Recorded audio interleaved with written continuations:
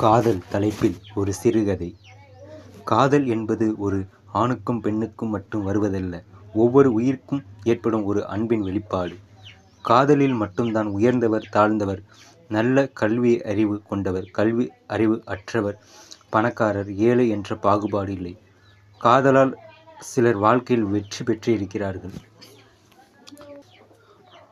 ஆணையும் பெண்ணையும் மட்டும் சொல்லவில்லை, அவரவர் செய்யும் வேலையின் மீது வைக்கும் அன்பைத்தான் இங்கு காதல் என்கின்றேன்.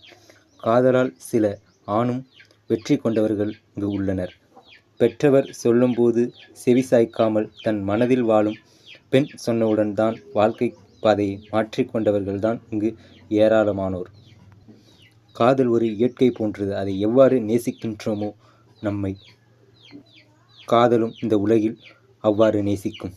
காதலிப்பதும் பெரிதல்ல, காதல் செய்பவருடன் ஒன்று கூடுவதும் பெரிதல்ல. இவ்வுலகில் வாழும்போதும் வாழ்ந்த பிறகும் அவர் காதலின் அடையாளமாக அவருடன் பழகிய ஒவ்வொரு நாளும் மனதிலும் வாழ்வதே இங்கு பெரிது. அன்று தாஜ்மஹால் உருவானது காதலால் தான். அதை சென்று ஒரு சிலரால் மட்டும் பார்க்க இயலும். பலரால் பார்க்க அதற்கு நேரமும் இல்லை. இங்கு காதலுக்கு தாஜ்மஹால் தேவையில்லை.